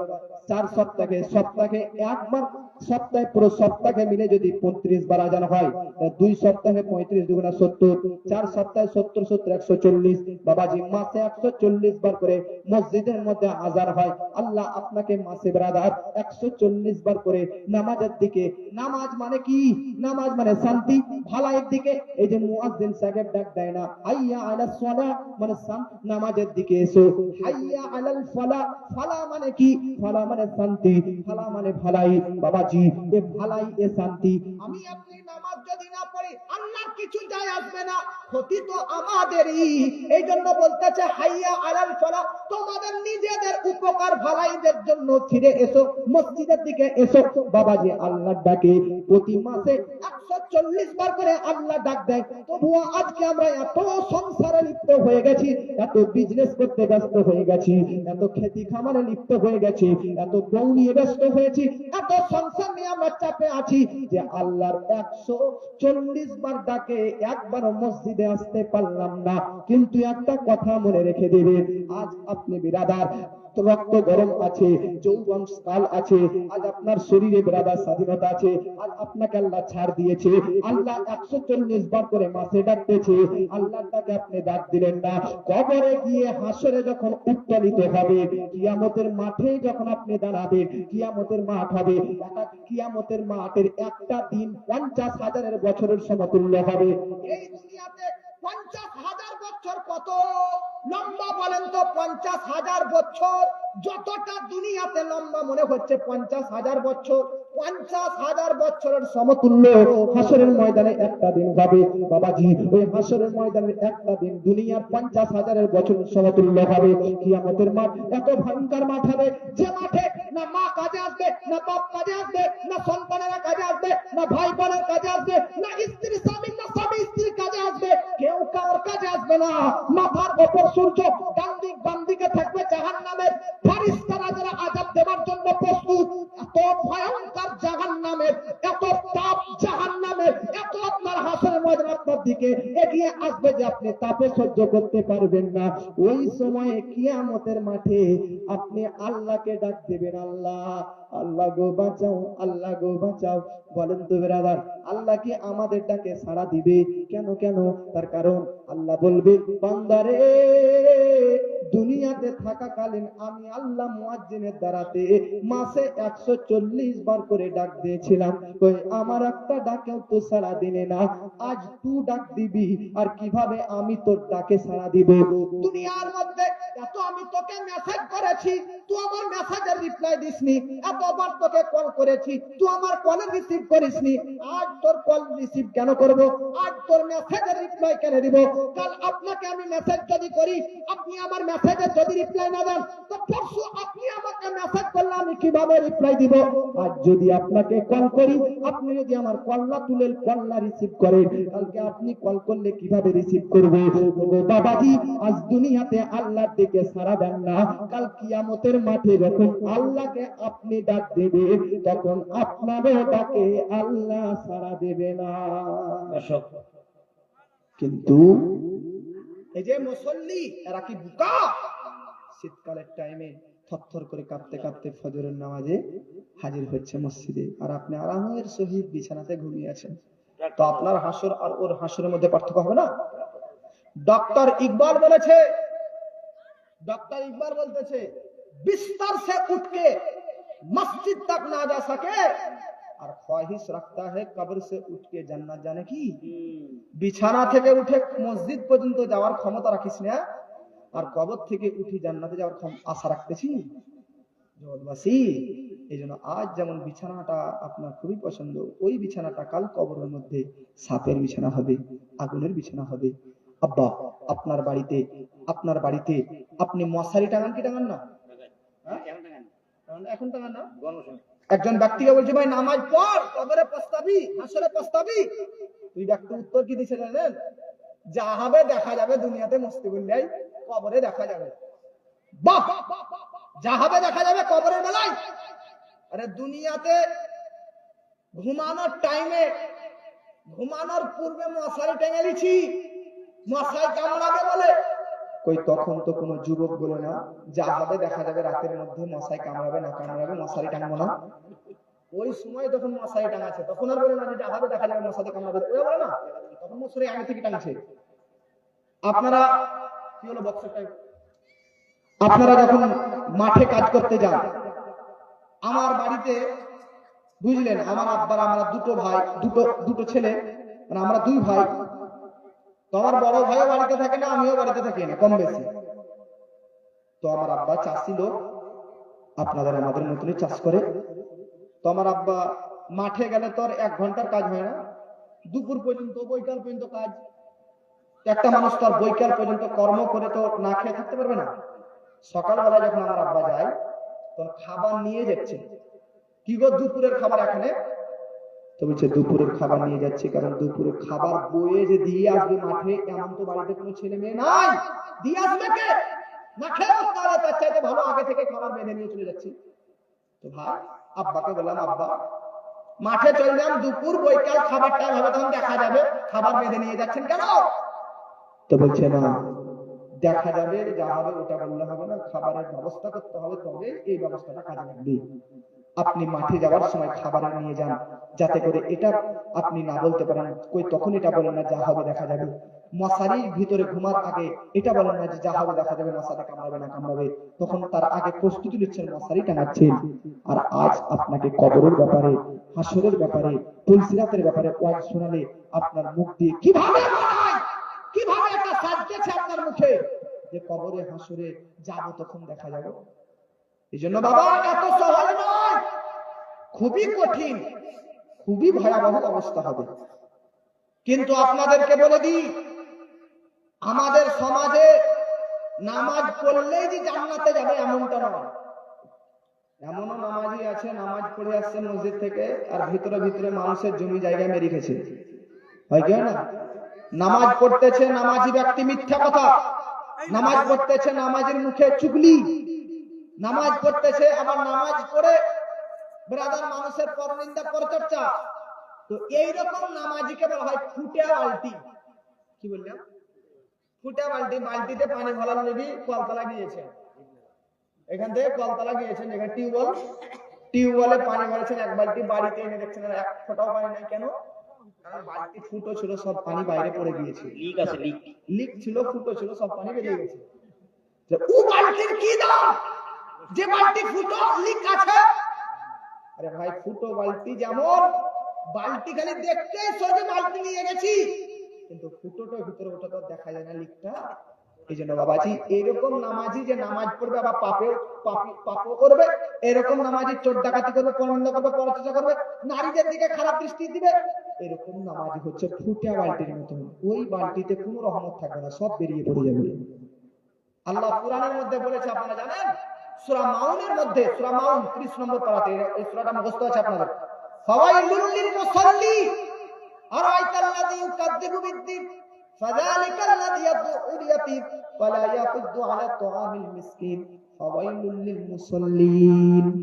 এই যে ফাওয়াইলুল লিল মুসাল্লি, মুসাল্লি নামাজি, নামাজিদের জন্য জাহান্নামে একটা স্পেশাল জায়গা আছে, ওই জায়গাটার নাম হচ্ছে ওয়াইল নামক জাহান্নামের শাস্তির জায়গা। নামাজি হলে যদি জান্নাতি হতো, জাহান্নামের মধ্যে ওয়াইল নামক একটা নির্দিষ্ট জাহান্নামের শাস্তির জায়গা মুসল্লি নামাজিদের জন্য নির্দিষ্ট করতো না। নিশ্চয় নামাজিদের মধ্যেও খারাপি আছে, নামাজিদের মধ্যেও বেরাদার গুনাহ পাপ আছে। ওই নামাজি ব্যক্তিদেরকে বেরাদার জাহান্নামের ওই ওয়াইল নামক জায়গাতে নিক্ষিপ্ত করে দেওয়া হবে। এই জন্য বাবা নামাজ পড়ুন, নামাজ পড়ুন, কিন্তু মিথ্যা থেকে মিথ্যা কথা বলবেন না। নামাজ পড়ুন, মিথ্যা থেকে দূরে থাকুন। মা বোন না নামাজে পড়ে আবার পাড়া প্রতিবেশীর বদনাম গীবত গিল্লা পর্যন্ত করে। এটা মা বোনরা বেশি করে। নামাজ পড়ে আসলো, আসরের নামাজ পড়লো, আসরের নামাজ পড়ার পর পাড়াতে একটু বেরোবে, বৈকালবেলা আরো 4টা মায়ের সঙ্গে মিশবে, 5টা মা একত্রিত হয়ে আসরের নামাজ পড়লো। আর এই 5টা মা বোন মনে করে, বুঝলি অমুকের বহু এমন এমন রে, অমুকের শাশুড়ি লাগলো গিল্লার পরনিন্দার পরচর্চা করতে। তো আসরের নামাজকে আল্লাহর দরবারে কবুল হবে? জোরে বলুন। এই জন্য মা বোন, আপনি আপনারটা দেখুন, আপনি অন্যের বদনাম করেন না, অন্যের গীবত পরনিন্দা করেন না। গীবত মানুষের ঈমান নেকি কেমন ভাবে খেয়ে নেয়, যেমন আগুন কাঠকে খেয়ে নেয়, তেমন গীবত করলে মানুষের আমল মানুষের নেকিকে খেয়ে নেয়। এই জন্য বলুন ইনশাআল্লাহ এই সমস্ত জিনিস থেকে দূরে থাকবো, ইনশাআল্লাহ বলুন। বাবাজি মিল্লাত ইসলামিয়া, আমি বক্তব্য কোথায় রেখে এসেছিলাম? বাবাজি পৃথিবীর মধ্যে আল্লাহ, পুরো পৃথিবীর রাজত্ব আল্লাহ 4 জনকে দিয়েছে। জোরে বলুন, কয়জনকে? 4 জন বলেছিলাম না? আর আরেকটা বলেছিলাম যে উনি এখনো পৃথিবীতে আসেননি, তবে আসবে, উনিও পুরো পৃথিবীর রাজত্ব করবেন। ওই ব্যক্তিটার নাম আপনারা জানেন? হ্যাঁ, হযরতে ঈসা আলাইহিস সালাম। ঈসা আলাইহিস সালাম নয়, বরং উনি হচ্ছেন ইমাম মেহেদী আলাইহিস সালাম। কি বললাম? ইমাম মেহেদী। ইমাম মেহেদী আসবে, আমার নবীর বংশধর হবে, আলে রাসূল হবে। ইমাম মেহেদী আসবে। ইমাম মেহেদী তো ঈসা রুহুল্লাহ, আমি ঈসা রুহুল্লাহ পর্যন্ত ইমাম মেহেদীর পেছনে নামাজ পড়বে। জোরে বলে ইমাম মেহেদী যখন ঈসা নবী আসমান থেকে অবতরণ করবে ফিলিস্তিনের মধ্যে, বুঝলেন কোন নামাজের টাইমে অংশগ্রহণ করবে জানেন? যখন মাগরিবের নামাজের আজান হয়ে যাবে, মাগরিবের নামাজের ইকামত হয়ে যাবে, আজান হওয়ার পর ইকামত হওয়ার পর আর কতটুকু টাইম বাকি আছে জামাত শুরু করতে? সামান্য পরিমাণ। জামাত চালু হবে, কিন্তু ইমাম মেহেদী নামাজ পড়াবেন না। কেন? মুসলমানরা নামাজ পড়েন না কেন? বলছে একটু অপেক্ষা করো, ঈসা নবী আকাশ থেকে নামতেছে। জোরে বলেন সুবহানাল্লাহ। ইমাম মেহেদী ওয়েট করবেন, ঈসা নবী নামে আসবেন। ঈসা আলাইহিস সালামকে ফেরেশতারা 2 কাঁধে ভর করে আসমান থেকে মসজিদের মিনারে, মসজিদের ছাদে অবতরণ করবেন। উনি ছাদ থেকে নেমে আসবেন। ঈসা আলাইহিস সালামকে দেখে ইমাম মেহেদী সালাম মুসাফা করার পর বলবে, হুজুর আগে যান, নামাজ পড়ান। ঈসা নবী বলবেন, না আমি নামাজ পড়াবো না, তুমি নামাজ পড়াও। কেন নামাজ পড়াতে বললেন? তার কারণ ইমাম মেহেদী আজ আমি যদি নামাজ পড়াই সব আমাকে নবী ভাববে, কুরআন মিথ্যা হয়ে যাবে। কুরআনে লেখা আছে খাতিমুন নবিয়্যিন, আমার নবী মুহাম্মদই শেষ নবী, ওনার পরে কোন নবী আসবে না। অতএব আমি ঈসা নবী ছিলাম, কিন্তু এখন দুনিয়াতে নবী হয়ে আসিনি, বরং আমি উম্মতে মুহাম্মাদি, মুহাম্মাদের উম্মত হয়ে এসেছি। আমি নবী নই এটা প্রমাণ করার জন্য ইমাম মেহেদী তোমার পেছনে নামাজ পড়বো। তাতে যারা নবী হয় তারা সবসময় ইমাম হয়, নবী মুক্তাদি হয় না। ঈসা নবী মুক্তাদি হয়ে ইমাম মেহেদী আমার নবীর বংশধর, আমার নবীর উম্মতকে ইমাম বানিয়ে পেছনে নামাজ পড়বে। তাতে এটা প্রমাণ করার জন্য যে ঈসা আর নবী হয়ে নয়, বরং উম্মতে মুহাম্মাদি হয়েছে। এজন্য পৃথিবীর মধ্যে ইমাম মেহেদী 5 নম্বরে তিনি পুরো পৃথিবীর উপর রাজত্ব করবেন। জোরে বলেন। বাবাজি মিল্লাত ইসলামিয়া 4 জন ব্যক্তির মধ্যে 2 জন সৎ আর 2 জন অসৎ। বাবাজি আপনাকে তো একটু আগে বললাম একটা গাড়ি আছে, ওটার প্রতি শুকরিয়া আদায় করুন, আল্লাহ 2টো গাড়ি করে দিবে। এক জোড়া গহনা আছে, ওটার প্রতি মা বন্যা আল্লাহর প্রতি শুকরিয়া আদায় করুন, ইনশাআল্লাহ 2 জোড়া বানিয়ে দিবে। যে যেটাতে আছেন, যে যে অবস্থাতে আছেন, ওই অবস্থার প্রতি আল্লাহর শুকরিয়া আদায় করুন। আল্লাহ কোরআনে ওয়াদা করেছে, লা ইন শাকারতুম লা আযীদান্নাকুম, যদি তুমি আমার নিয়ামতের শুকরিয়া আদায় করো, না শুকরি যদি না হও, শুকরিয়া যদি আদায় করো, তাহলে ওই জিনিসটা, ওই নিয়ামতটা, ওই সম্পদটা আমি আরো বাড়িয়ে দিব। তাই বাবাজি আপনি তো একটা গাড়ির মালিক হলেন, তো আপনাকে আমি শুকরিয়া আদায় করতে বলতেছি। আজ আপনি ব্রাদার একটা গাড়ির মালিক হলে আপনাকে শুকরিয়া আদায় করা যদি উচিত হয়, ফেরাউনকে তো আল্লাহ পুরো পৃথিবীর রাজত্ব দান করেছে, ওকে কত আল্লাহর শুকরিয়া আদায় করা উচিত ছিল। নমরুদকে আল্লাহ পুরো পৃথিবীর রাজত্ব দান করেছে, তাকে কত শুকরিয়া আদায় করা উচিত ছিল বলেন বাবা। নমরুদের ফেরাউন আল্লাহর শুকরিয়া আদায় না করে আল্লাহর সঙ্গে টেক্কা নিল, আল্লাহর সঙ্গে ব্রাদার, আল্লাহর সঙ্গে আজকে ব্রাদার মিল্লাত ইসলামিয়া যুদ্ধ করতে চাইলে, আল্লাহর সঙ্গে যুদ্ধ করা মানে আল্লাহ আজকে তিরস্কার করলে, আল্লাহর শুকরিয়া আদায় করলে না, নিজেকে খোদা দাবি করলে, অহংকার করলে, বিদ্বেষ মনের মধ্যে রাখলো, যার জন্য ব্রাদার নমরুদ এবং ফেরাউনের কাছ থেকে আল্লাহ রাজত্ব ছিনিয়ে নিয়ে তাদেরকে ভয়ঙ্কর মৃত্যু দিয়ে কিয়ামত পর্যন্ত তাদেরকে শাস্তিতে গ্রেফতার করিয়ে দিয়েছে।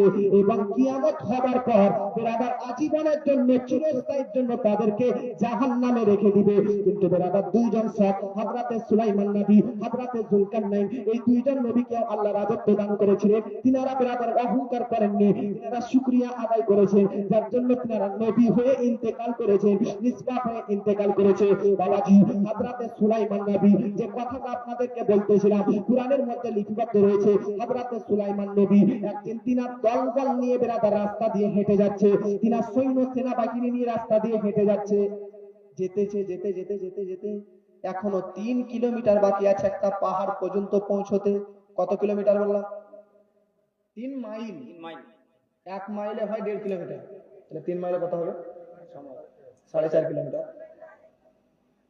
এই যে আপনাদের চেচড়া মোড় না, ওটা কি যে বললাম, ভিতর নাকি ভিতর, বিতল বোধ হয় এখান থেকে 6-7 কিলোমিটার রাস্তা নাকি 7, তো এখান থেকে 7 কিলোমিটার রাস্তা। তো এখান থেকে 4 কিলোমিটার যদি দেখা যায় তাহলে কোন জায়গা হবে? এখান থেকে 4 কিলোমিটার রাজানগর। তো 4.5 কিলোমিটার এখান থেকে মোটামুটি রাজানগর হবে। সুলাইমান নবী ধরেন এরকম একটা জায়গাতে, রাস্তা এক জায়গাতে হাঁটছেন, একটা সফরে যাবেন, সুলাইমান নবী তার দলবল নিয়ে এরকম জায়গাতে হাঁটতেছেন। হাঁটতে হাঁটতে এখনো রাজানগর পর্যন্ত এরকম 4 কিলোমিটার 4.5 কিলোমিটার রাস্তা বাকি আছে। আর ওই 4.5 কিলোমিটার পরে একটা পাহাড় ছিল, পাহাড়টা হচ্ছে পিপলিয়ার পাহাড়, পিপিলিকার পাহাড়, পিপলিয়া, সে পিপলিয়া গুলো থাকে, পিপিলিকা, এগুলোর পাহাড়। তো পিপলিয়া রানী, পিপলিয়ার যে সর্দারনি রানী, হ্যাঁ, তো পিপলিয়া রানী কলাত নামলা, ওই লামলা পিপলিয়া রানী পিপলিয়ার সবকে একত্রিত করলেন, সব পিপলিয়াকে ডাকলেন, ডাকার পর বলছে শুনো একটা কথা বলবো। তো পিপলিয়া সব পিপলিয়ার আর পিপলিয়া রানীকে বলছে কি জন্য ডাকলেন রানী মশাই?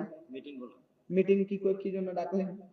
তো রানী বলছে যে শুনো পিপলিয়ার দল, একটু পর সুলাইমান নবী আর তার দল বল আসছে, আর এই পাহাড়ের ওপর দিয়ে রাস্তা হয়েই যাবে, এখনো 4 কিলোমিটার বাকি আছে, আসছে, তোমরা সব নিজের নিজের গর্ততে ঢুকে যাও।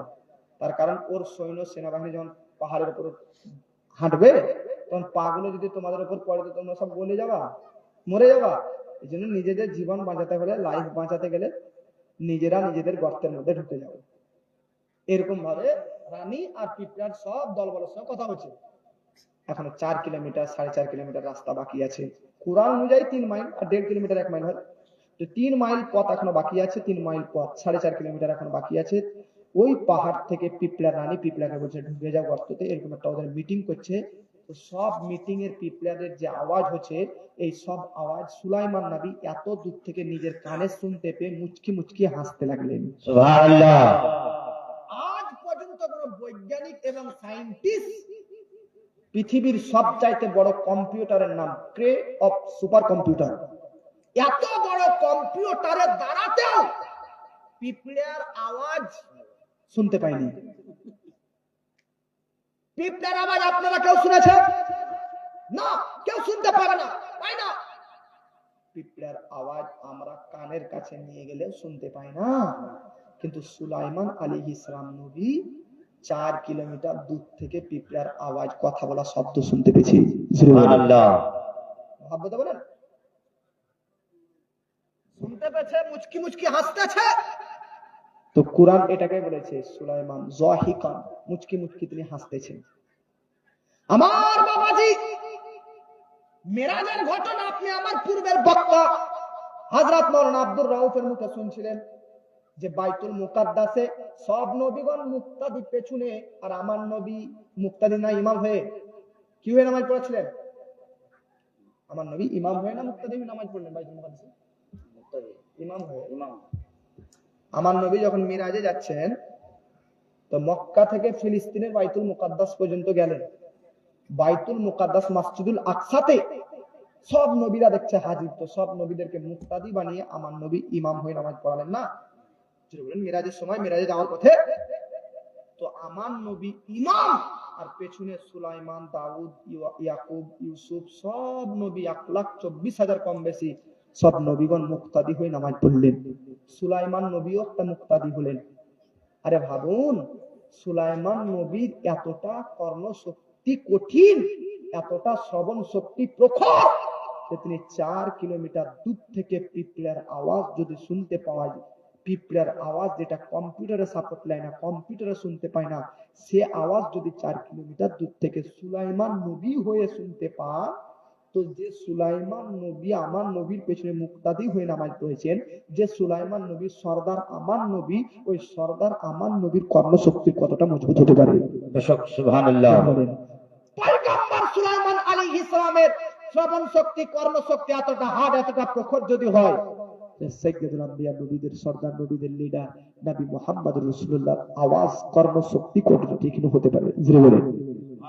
এজন্য আমি কোথায় ছিলাম, যে আমার নবী আমাদের দরুদ শরীফ পাঠ করার আওয়াজ শুনতে পাচ্ছে কি পায় না? এই জোরে বলেন হ্যাঁ না না। যেটুকুই আছেন একবার হ্যাঁ না বলেন না ভাই। বাবাজি, আমার নবী শুনতে পায় কি পায় না, এটা একটা আকীদা। একটা করে বলবো যে এটা আকীদা, গেলে মনে রাখুন, তো মনে রেখে দিবেন। মদিনা থেকে নবীজি আমাদের দুরূদ শরীফ পাঠ করার আওয়াজ শুনতে, এটা তো হাদিস থেকে প্রমাণ করেছিলাম। কিন্তু একজন ব্যক্তি বলল যে কি ব্যাপার, নবী এত দূর থেকে কিভাবে শুনতে পাবে? তাকে কোরআনের একটা ঘটনা, একটা হাদিস দিয়ে বোঝালাম।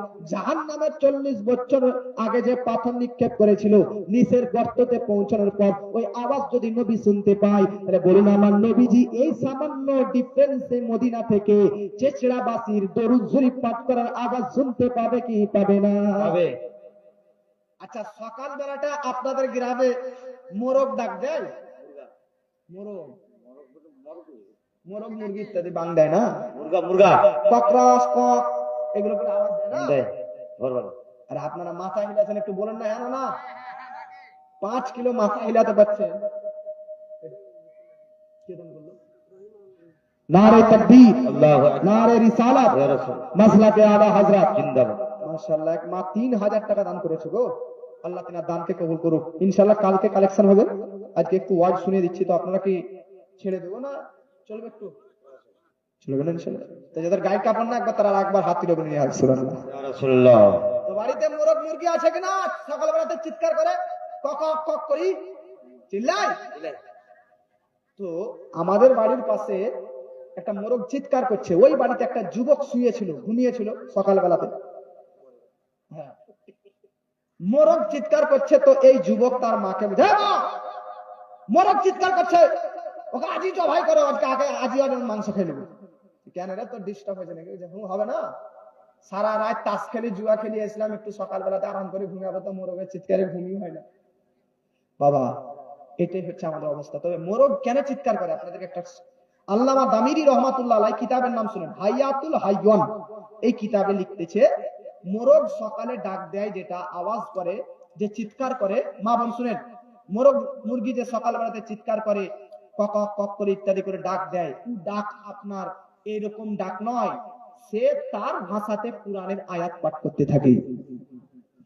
শুনে নিন কোরআনের কোন আয়াতটা পাঠ করতে থাকে, কুমু লিল্লাহি কানিতিন, জোরে বলেন সুবহানাল্লাহ। দেখেন মোরগের ডাকটা এরকম হয় না, কুমু লিল্লাহি কানিতিন, কুমু লিল্লাহি, কুমু, এরকম একটা আওয়াজ না ওর? তাহলে কোরআন বলতেছে কুমু, কুমু লিল্লাহি কানিতিন, এই আয়াতটা মোরগ পাঠ করতে থাকে। আপনারা বলবেন হুজুর আমাদেরকে বোকা পেয়েছেন, মোরগ কোন মাদ্রাসাতে পড়িয়ে এই আয়াতটা শিখলে বলেন? মোরগ কোন মসজিদের ইমামের কাছে আয়াতটা মুখস্থ করলো? কোন মাদ্রাসা মসজিদে না পড়ে মোরগ এই আয়াতটা পড়লো কিভাবে, মুখস্থ করলো কি করে? তো শুনেন বাবাজি, আল্লাহ পাক মোরগকে কি শক্তি দান করেছে। আপনারা আজ পর্যন্ত এই কথা না শুনেছেন, কিন্তু আজ শুনে নিন। কিতাবের নামটা আমি বলে দিলাম, হায়াতুল হাইয়ন, আল্লামা দামিরি লিখতেছে, আরশের নিচে, আরশের নিচ, 7 আসমানের উপরে আরশ, 7 আসমানের উপরে আরশ। আচ্ছা আপনারা জানেন এখান থেকে প্রথম আসমান কত দূর, কত দিনের রাস্তা, কত দিন বলেন বাদ দেন, কত বছরের রাস্তা। এইখান থেকে যদি কেউ মিডিয়াম দৌড়ে এরকম উটের পিঠে চেপে যদি কেউ আকাশের দিকে যায়, তাহলে এখান থেকে প্রথম আসমান টাচ করতে তার 500 বছর টাইম লেগে যাবে। আল্লাহু আকবার। কত বছর লাগবে বলেন? এটা ধরেন জামিন, আর এটা ধরেন আসমান। এটা জামিন, এটা আসমান। এই জামিন থেকে কেউ যদি মিডিয়াম দৌড়ে এরকম একটা উটের পিঠে উপরের দিকে যেতে লাগে, তো এই আসমানের এই নিচটা, এই ওপর না, এটা তো পুরো আসমান, প্রথম আসমান, আবার এখানে ফাঁক, তো এখানে আবার দ্বিতীয় আসমান, আবার এটা ফাঁক, তো এরকম করে তৃতীয় আসমান। কটা আসমান আছে বলেন তো? যেরকম কটা? তো এটা ধরেন প্রথম আসমান, এগুলো জমিন থেকে, এগুলো ফাঁকা মেঘ সব। এই জমিন থেকে কেউ প্রথম আসমানের এখানে যদি আসে, 500 বছর টাইম লাগবে। আমার বাড়ি থেকে এখানে আসতে বাসে টাইম লাগলো কতদিন? সকাল 11টার দিকে বেরিয়েছিলাম, 11টা 12টার দিকে, দুপুর 12টার দিকে বেরিয়েছি, তো সন্ধ্যা 6টার দিকে পৌঁছলাম। তো ভাবেন, সন্ধ্যা 6টার দিকে পৌঁছলাম, 12টাতে বেরিয়ে, মোটামুটি 6 ঘন্টার রাস্তা। 6 ঘন্টাতে কমপক্ষে 200 কিলোমিটার রাস্তা আমি পার করে চলেছিলাম। 6 ঘন্টাতে যদি 200 কিলোমিটার রাস্তা পার হয়, 24 ঘন্টাতে কত কিলোমিটার হবে? এই যে পীর সাহেব, আগামীকালকে যে পীর সাহেব আসবেন, শেখ সামিরুল ইসলাম, হাওড়া থেকে আসছে, উনি আজ রাত্রে 7টার সময় বাসে চেপে গেছে। এই একদম আগামীকাল সকাল হতে হতে উনি বুনিয়াদপুর বাস স্ট্যান্ডে নামবেন। তো উনি 7টায় চেপেছেন হাওড়াতে, কালকে সকাল সকাল হতে হতে নেমে যাবেন। অলরেডি চেপে গেছেন, এখন রাস্তায় চলছে, 7টার সময় বাস ছেড়েছে। নাইট বাসগুলোতে ওগুলোতে আসতেছে, বুনিয়াদপুরে নেমে নেবেন। তো আপনি ভাবুন 10 ঘন্টার মধ্যে উনি হাওড়া থেকে আসছেন। কত দূর এখান থেকে হাওড়া? কত দূর? 10 ঘন্টাতে এখান থেকে কত দূর হাওড়া?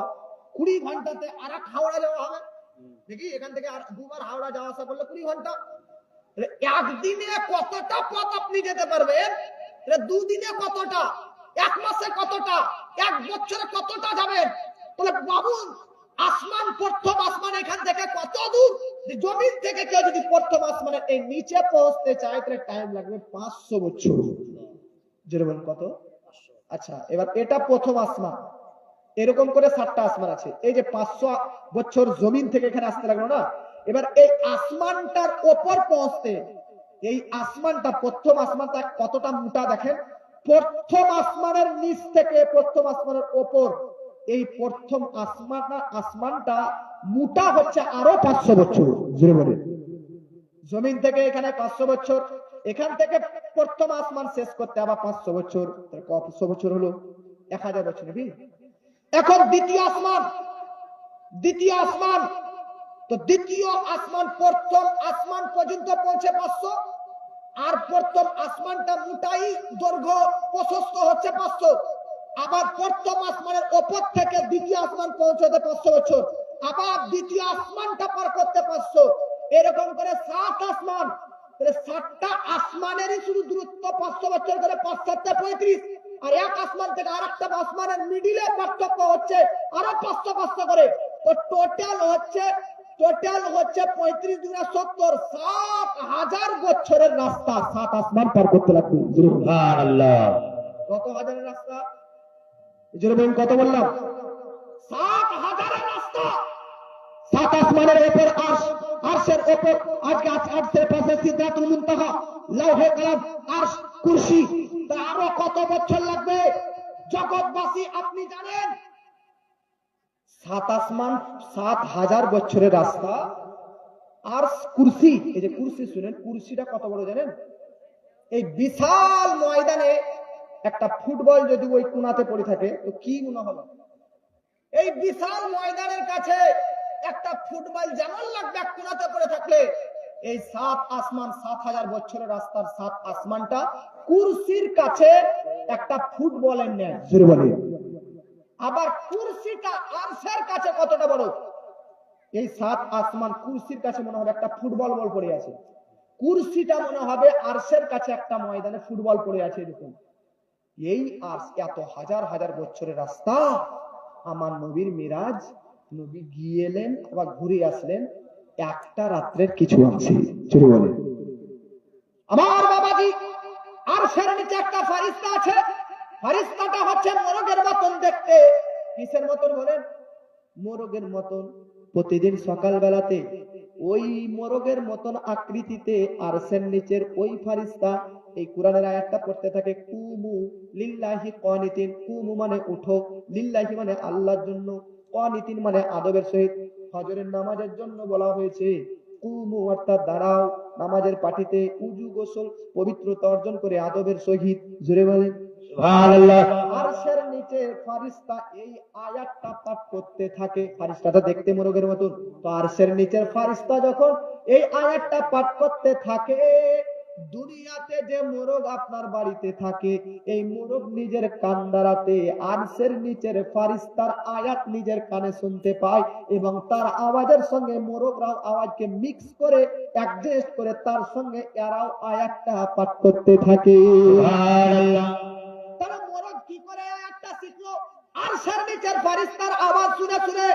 জগৎবাসী, মোরগের কান ভালোভাবে দেখা যায় না, যে মোরগ নর্দমায় আবর্জনায় চলাফেরা করে, এই মোরগ যদি আরশের নিচের ফারিস্তার আওয়াজ নিজের কানে শুনতে পাই রে বাবা, তাহলে আমার নবীজি সর্বশ্রেষ্ঠ নবী, সর্বশ্রেষ্ঠ সর্বোৎকৃষ্ট পয়গম্বর, সে নবী কুদরতি শক্তি আল্লাহর প্রদানকৃত শক্তিতে কেন মদিনা থেকে আমাদের দুরূদ পাঠ করা শুনতে পাবেন না? সুবহানাল্লাহ।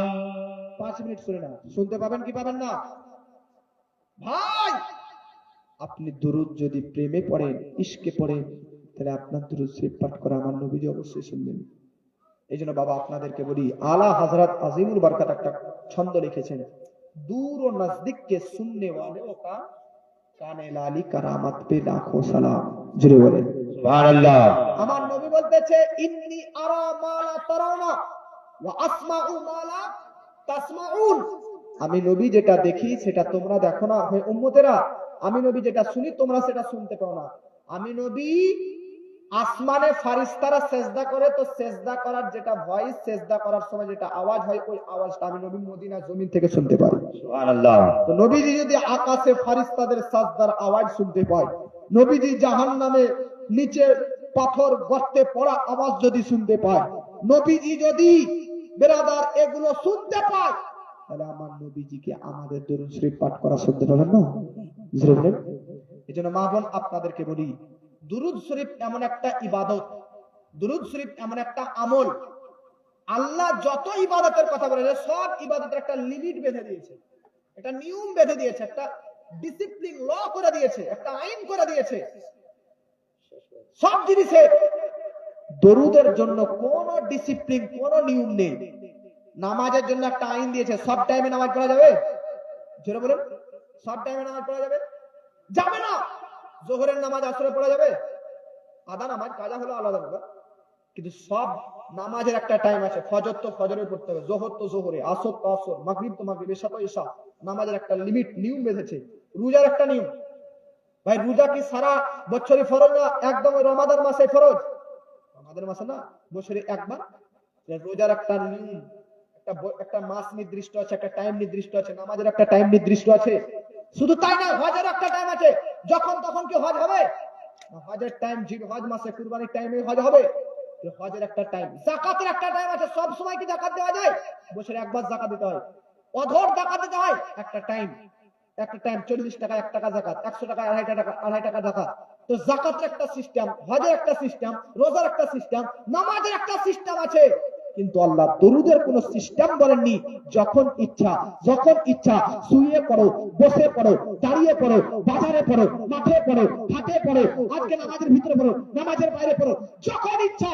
সর্বে গেলে নারী হোক, পুরুষ হোক, ছোট হোক, বড় হোক, নাবালক হোক, সাবালক হোক, যে অবস্থাতে হোক, ওয়ান টাইম নবীর প্রতি দরুদ পড়ো।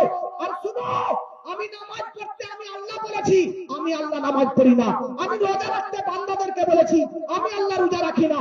আমি আল্লাহ হজ করতে বলেছি বান্দাদেরকে, আমি আল্লাহ হজ করি না। আমি আল্লাহ যাকাত দিতে বান্দাদেরকে বলেছি, আমি আল্লাহ যাকাত দিই না। কিন্তু দরুদ এমন একটা ইবাদত, দরুদ শুধু আমি তোমাদেরকে পড়তে বলেছি এমনটা নয়, তোমরাও দরুদ পড়ো এবং আমি আল্লাহ এবং আমার নবীর উপর দরুদ পড়তে। সুবহানাল্লাহ। এজন্য বাবাজি দরুদ একটা বহুত গুরুত্বপূর্ণ আমল। আপনাদেরকে বলি, এই দরুদটা বেশি বেশি করে পাঠ করবেন। দরুদই মাধ্যম নবীর কাছাকাছি হওয়া, দরুদই মাধ্যম। এজন্য সকাল সন্ধ্যা যখন পারবেন দরুদ শরীফ পাঠ করবেন। হযরতে মুহাম্মদ বিন সুলাইমান জুজরি রহমাতুল্লাহ আলাইহি দরুদের ব্যাপারে একটা যেটা কিতাব লিখেছেন দালাইলুল খায়রাত, ওনার ইন্তেকাল করার পর ওনাকে দাফন করে আসার 70 বছর পর কোন এক কারণে তিনার কবরটা খোলা হয়েছিল। তো তিনার কবরে 70 বছর আগে দাফন করার সময় যে রকম অবস্থায় দাফন করা হয়েছিল, ওই রকমই অবস্থায় 70 বছর পর তিনার কবরে শরীরটা অক্ষত অবস্থায় ছিল। জোরে বলে মেডিকেল সায়েন্সের দৃষ্টান্তে মানুষ মারা যাওয়ার 3 মাস পর তার দেহ মাটিতে মিশে যায়। কত মাসের মধ্যে? 3 মাসের মধ্যে।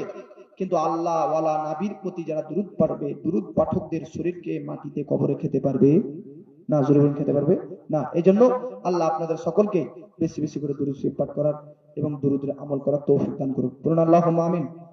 আল্লাহ পাক আপনাদেরকে তৌফিক দান করুক। এই মাসটা হচ্ছে রজব মাস। আজকে রজব মাসের 21 তারিখ, আগামী কালকে রজব মাসের 22 তারিখ হবে। আর এই রজব মাসের পরের মাস হচ্ছে শাবান মাস। কি বললাম? শাবান মাস। শাবান মাস এমন একটা মাস যে মাসে দরুদের ব্যাপারে আয়াত নাযিল হয়েছিল। জোরে বলেন কি বললাম? ইন্নাল্লাহা ওয়া মালাইকাতাহু ইউসাল্লুনা আলান নবী ইয়া আইয়ুহাল্লাযীনা আমানু সাল্লু আলাইহি ওয়া সাল্লিমু তাসলিমা।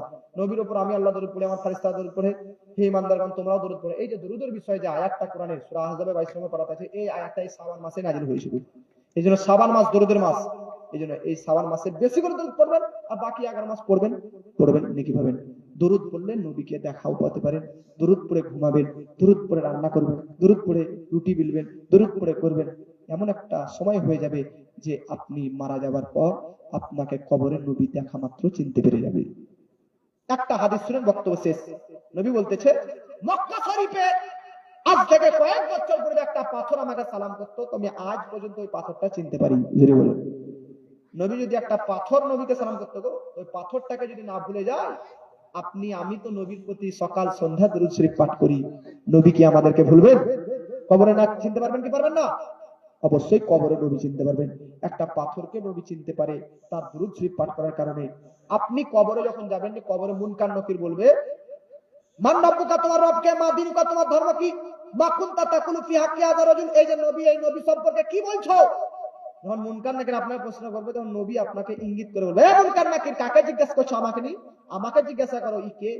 কারণ এই উম্মত তো আমার সকাল সন্ধ্যা রান্না করার টাইমে, এই উম্মত তো কাজ করার টাইমে ওয়াল টাইমে দরুদ পড়তো, একে আমাকে চিনেছো? আমাকে বলো এ কে? আমি তো বলে দিচ্ছি। জোরে বলুন।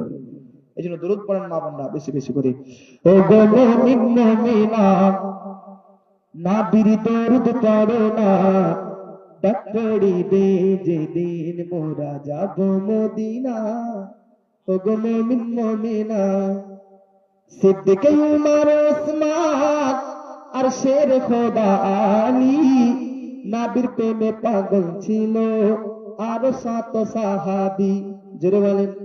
সিদ্দিকে উমর ওসমান আর শের খোদা আলী, নবীর প্রেমে পাগল ছিল আর শত সাহাবী।